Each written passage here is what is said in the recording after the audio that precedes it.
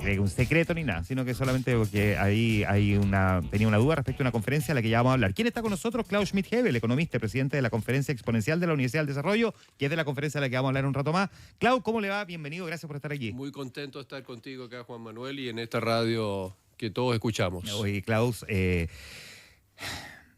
viene la discusión del presupuesto y la administración del presidente Gabriel Boric está dejando prácticamente casi sin holgura fiscal al próximo gobierno. Déjame pedirte una mirada general para después empezar a hacer bajadas sobre el actual momento económico y el momento en el que este gobierno le va a entregar al siguiente. Bueno, el momento económico es difícil, el crecimiento es bajo, tenemos un crecimiento del IMASEC en agosto respecto del agosto del año pasado de algo así como 0,7, y tenemos un crecimiento que miro mucho más, que es el crecimiento en tiempo real, ahora mismo, la dinámica que lleva la economía chilena, de menos 0,3% en agosto respecto de julio. En esto influye el teniente, que cerró buena parte de su faena durante buena parte del mes de agosto y va a reabrir en septiembre. Esto va a mejorar. Pero en torno a cero, un crecimiento en tiempo real, a fin de año, anticipa que va a ser un fin de año malito y va a ser difícil que se cumpla el crecimiento de 2,5%. Y esto incide en el presupuesto. Obvio. Porque las proyecciones de crecimiento para este año de 2,5% y algo similar para el próximo del gobierno, ¿no es cierto?, son, creo yo, algo demasiado optimistas, y por tanto los ingresos presupuestarios, los ingresos del Estado van a ser probablemente, como señalo no solo yo, sino que los analistas que observan esto todos los días y son más expertos en el presupuesto que yo, dicen que va a ser un presupuesto que está sobreestimado por el lado de los ingresos específicos y los ingresos estructurales para este año, el cierre, y para el próximo.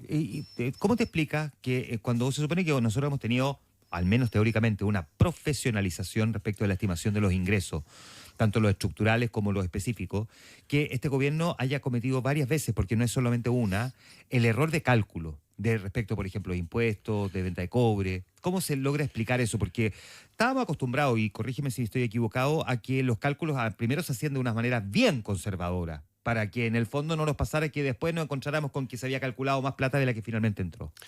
A ver, yo creo que acá hay que decir dos cosas. Una, en defensa del gobierno, la administración actual. Lo hago rara vez, pero esto hay que reconocerlo.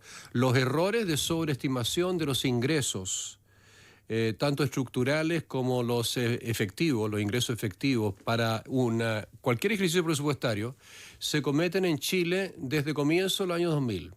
¿Por qué razón? Porque todos los chilenos y también el Comité de Crecimiento Tendencial sobreestima, Juan Manuel, sobreestima el crecimiento efectivo y el crecimiento tendencial desde que empezó la caída en el crecimiento sistemática desde los años 2000, comienzo de los 2000, fin de los 90, cuando crecíamos 5,5%, hasta el crecimiento actual en torno al 2%. Siempre subestimamos. Los expertos independientes sobreestimaron, y con eso, que es la base, lo que generan las proyecciones del crecimiento tendencial de los expertos que son asesores del Ministerio de Hacienda, y por tanto hay una cosa histórica. Pero este gobierno lo ha hecho más allá de esa tendencia de sobreestimación de los ingresos, lo ha hecho particularmente mal.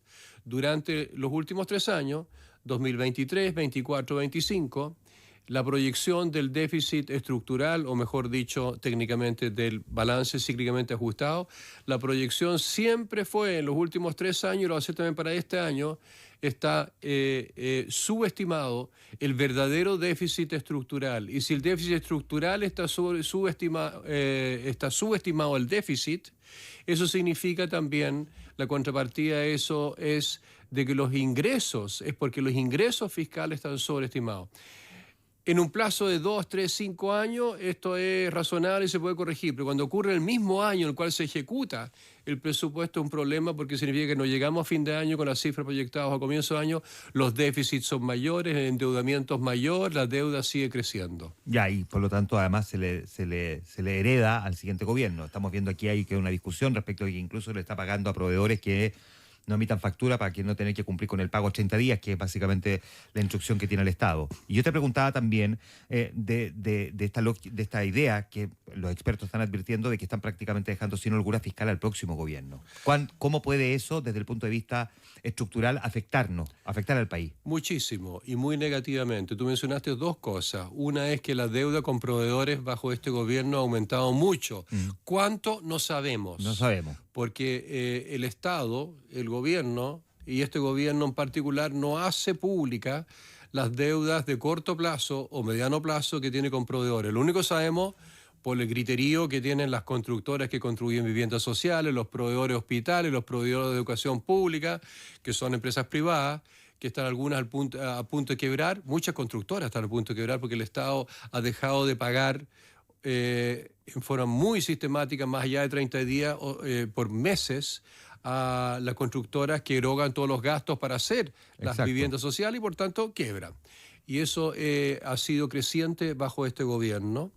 Es una cifra ingente y si el próximo gobierno, cualquiera sea su signo, quiere corregir eso, significa mucho gasto efectivo para pagar deudas, esas deudas con el sector privado. Tú mencionaste otros temas más que son graves, que es no dejarle una holgura fiscal al próximo gobierno, lo que se llama la glosa republicana. Es un nombre divertido, pero ¿qué indica? Para toda nuestra audiencia, indica fundamentalmente de que al final del gobierno, cuando al gobierno de turno le toca dejar el presupuesto, como es ahora, al próximo gobierno, se deja una cantidad no muy significativa, pero importante, de libre disponibilidad para el próximo gobierno para que él gaste en aquellas prioridades que son importantes para la administración entrante a partir de marzo del próximo año. Y eso este gobierno deja cero. Tiene una indicación, sin embargo, que significa que deja al gobierno siguiente la libertad de reasignar 1% del gasto total. Pero eso son solamente 900 millones de dólares. La comisión asesora que llamó Marcel para los gastos y el presupuesto sugirió que ese monto fuese de 9.000 millones de dólares. El 10%. Y esto es el 10% que le deja al próximo gobierno a lo sugerido por un grupo de técnicos amplio y transversal, que sugirió dejar 9.000 millones. Tenemos otro problema adicional. Que es un poquito más, digamos, que lo que eventualmente tenía esa caja chica o la glosa de libre disposición, con la diferencia de que la glosa de libre disposición era plata que no estaba asignada a nada. En cambio, este 1% significa cortar otros gastos, sacar la pata de aquí para ponerla allá. Qué sé yo, salud, educación, lo que sea, y meterla en otra prioridad. Y mira vos, así como desde afuera, probablemente para cualquier ciudadano puede ser un poco más difícil entenderlo, ¿cómo puede impactar, digamos, en la instalación del siguiente gobierno el que por primera vez no le vayan a dejar, digamos, esta plata de libre disponibilidad, caja chica o como queramos llamarlo? Bueno, muchísimo. Si no están los 900 millones, no están los 9.000 millones que sugirió esa comisión, significa que hay un montón de prioridades que el próximo gobierno quiere ejecutar, que no puede ejecutar y por tanto la presión financiera para reducir aún más el gasto de lo que las campañas principales de oposición proponen, 2.000 millones o 6.000 millones, ¿no es cierto? Será su obligación de cortar aún más el gasto para poder llegar a los objetivos de techo de deuda y los objetivos del déficit estructural de 1,1% que propone este gobierno para el próximo año. Ya. Estamos conversando con el economista Klaus Schmidt-Hebel. Klaus, déjame, más allá de la discusión presupuestaria, hacia dónde va a transitar, me gustaría que volviéramos un paso atrás sobre los problemas estructurales que tiene hoy día nuestra economía, que le hacen imposible, en la práctica, recuperar el vigor de esa senda de crecimiento que nos acompañó tan virtuosamente en tiempos anteriores. ¿Qué es en lo que no debería equivocarse quien sea que vaya a ser el próximo presidente si es que quiere recuperar esa senda de crecimiento que tuvo Chile como la cabeza más relevante de América Latina? Yo celebro que hoy día todas las candidaturas, las 8, bueno, quizás 6, 7, pero las 3 más importantes, las 3 que tienen mayor apoyo popular, y también la cuarta y la quinta, subrayan y coinciden que los problemas de Chile son fundamentalmente 3. Un bajísimo crecimiento, una crisis de seguridad y una crisis de permisología se le llama, ¿no es cierto? Pero es básicamente que hoy día están paradas las inversiones por un valor de 100.000 millones de dólares, un tercio del PIB chileno, están parados por un excesivo trámite, permisos, ¿no es cierto?, que van mucho más allá de los plazos legales y que tienen que, por supuesto, de corregirse el próximo gobierno. Yo diría hay un cuarto tema en el cual existe bastante consenso, que es la crisis de la salud pública. 3 millones de chilenos en cola, 60.000 chilenos que se mueren anualmente parados en las colas. Y la crisis también bastante terminal de la educación pública. Entonces, esas son las grandes tareas. Existe consenso sobre eso. Donde no existe consenso es respecto al cómo. Claro, Del cómo llegará. El qué lo sabemos. existe consenso y es un avance. Es un avance político muy importante que las candidaturas desde la extrema izquierda, la candidata de la extrema izquierda, ¿no es cierto?, de Janet Jara, hasta la derecha, los tres candidatos, ¿no es cierto?, y los del medio también, ¿no es cierto?, están más o menos de acuerdo en el qué. El cómo hay diferencias notables. Por ejemplo, hay una diferencia notable respecto del rol paralizador que tiene hoy día el Estado, que simplemente por su presencia, más allá de la permisología, inhibe el crecimiento. Nuestro Estado está sobreinflado en dotación pública. Los funcionarios públicos ganan en promedio, dependiendo del cargo que ejerce, entre 5 y 40% más que un funcionario o un profesional equivalente en el sector privado. Estamos sobrepagando. Tenemos una crisis, lo sabemos perfectamente, de licencias médicas y todo lo demás escándalo que está destapando la Contraloría y los investigadores independientes como las radios chilenas, ¿no es cierto? Entonces, tenemos una crisis del Estado que es extrema y que inhibe el crecimiento. Ya, pero déjame hacerte un paréntesis ahí, te lo voy a dejar planteado, no es necesario que me lo respondas ahora, pero si ves posibilidad de que la misma clase política sea capaz de corregir problemas que provienen desde el mundo político. Estoy pensando en que ellos tienen que hacer también modificaciones al sistema político propiamente tal, para poder darle mayor dinamismo también al avance de las discusiones legislativas. Te dejo plantear esa pregunta para que no se nos olvide, pero sigue tu relato para entender los debates que tenemos respecto del cómo solucionar los problemas. Otro cómo tiene que ver con la permisología. Este gobierno ha hecho, y aplaudo a los ministros Grau y el exministro Marcel, ha hecho un avance con las leyes que están en discusión y tengo entendido a punto de ser aprobadas o ya aprobadas algunas de ellas, en materia de reducir los plazos para los permisos.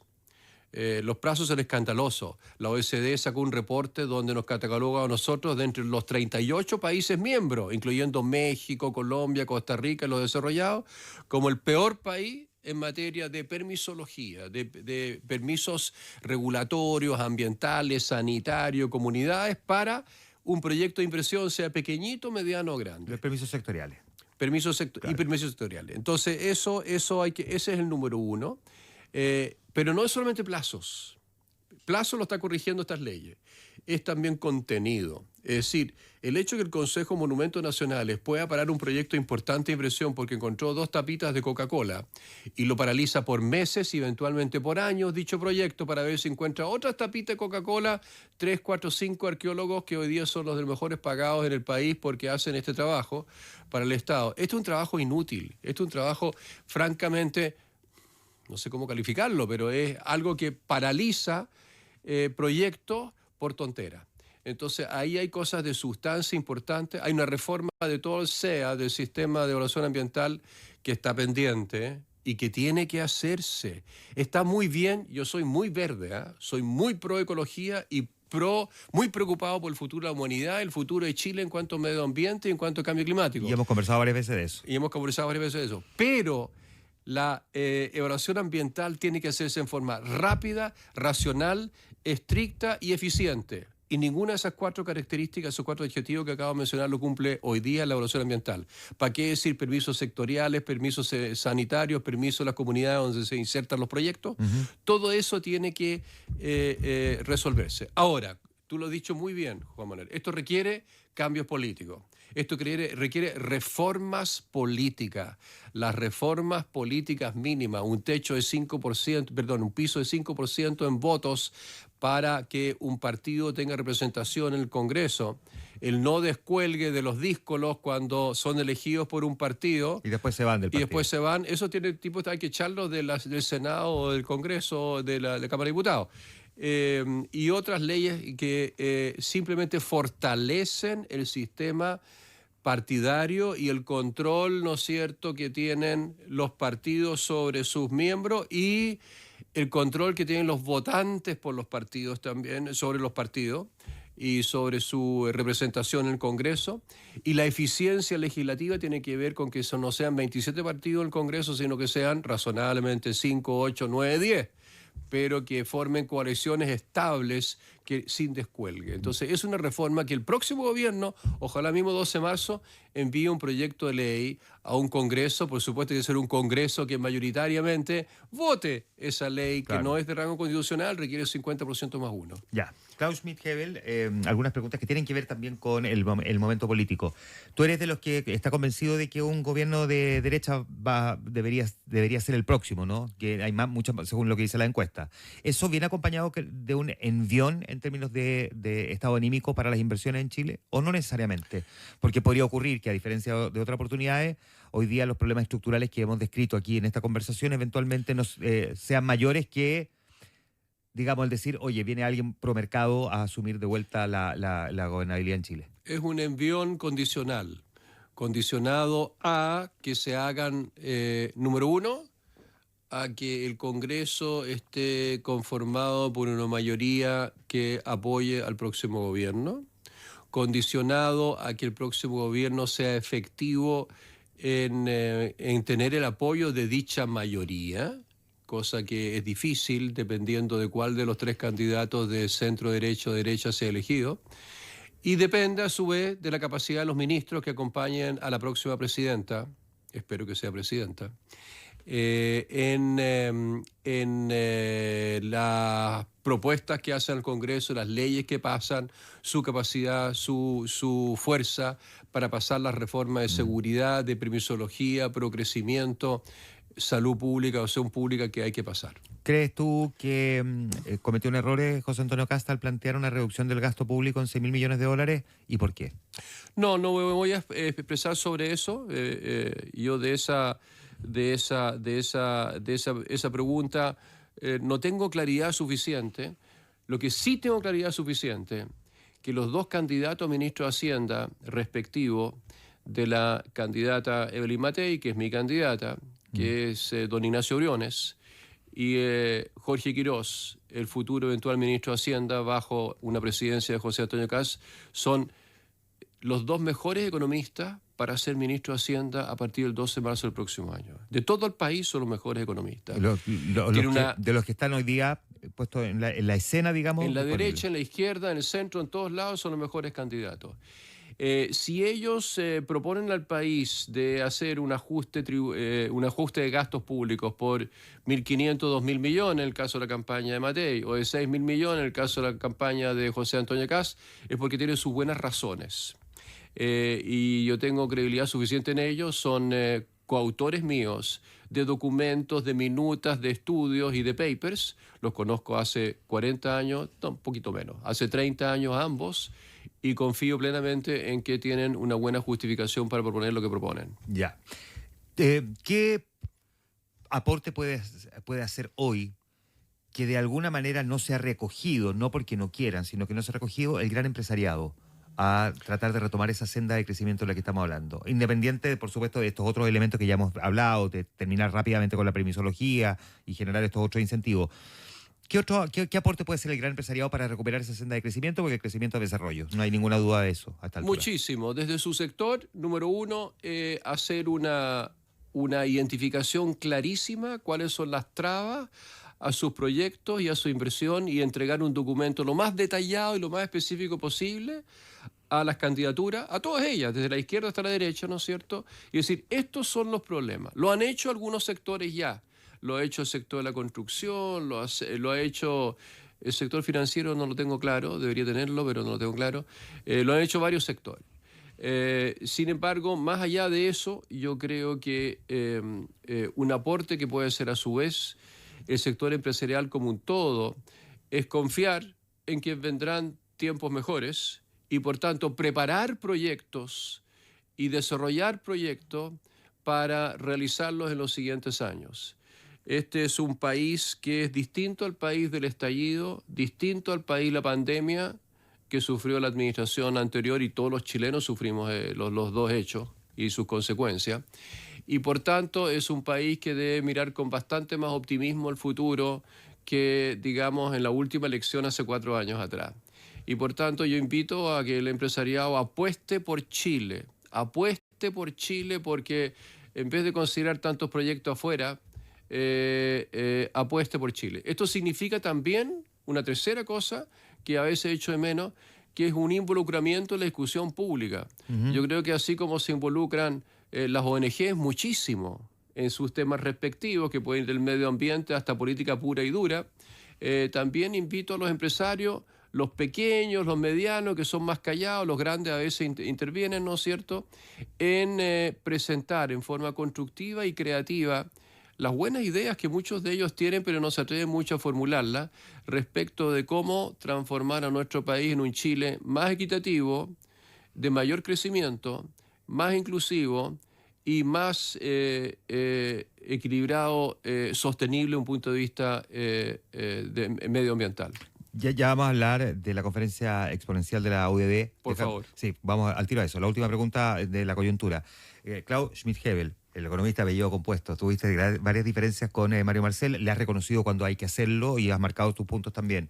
¿Eres de los que se formó la convicción, como han planteado algunos, de que Mario Marcel se pudo haber ido del gobierno porque ya estaba incómodo respecto del manejo de las finanzas públicas, o no necesariamente? No tengo la menor idea, Ya. y por tanto paso. Yo no soy cercano a Mario, admiro profundamente su carrera profesional hasta el día 11 de marzo del año 2022. Tengo enormes diferencias respecto a su gestión posterior, y no tengo la menor idea por qué renunció. Perfecto.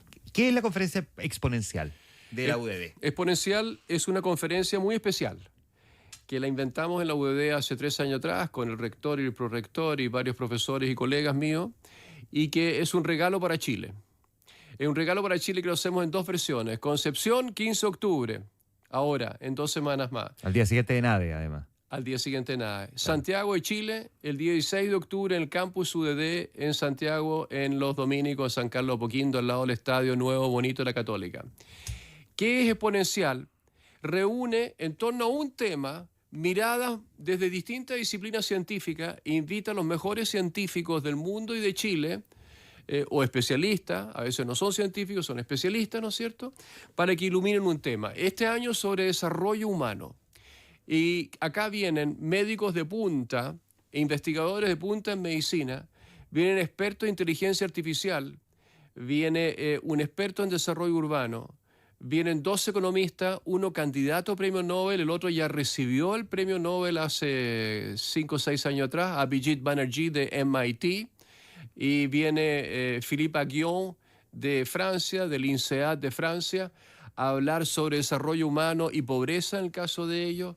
Viene un teólogo, va a hablar desde la fe, ¿no es cierto?, respecto al desarrollo humano. Es decir, se ilumina para un público general, en forma no técnica, entendible para todos. Esto no es una conferencia científica, es una conferencia, si ustedes quieren, de difusión científica para un público general. Están invitados todos a inscribirse en www.exponencial.udd.cl. Repito, exponencial.udd.cl.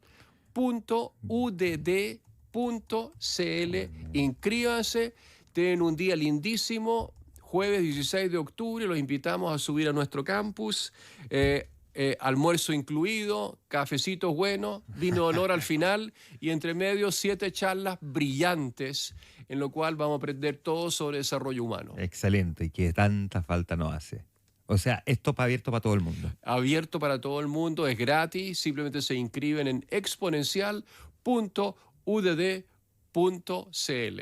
Klaus Schmidt-Hebel, economista y el presidente de esta conferencia exponencial de la UDD, vino a conversar con nosotros aquí Ahora es Cuando. Gracias, Klaus. Juan Manuel, a ti las gracias como siempre. Un gusto, ¿eh? Muchas gracias, Klaus. El gusto es mío.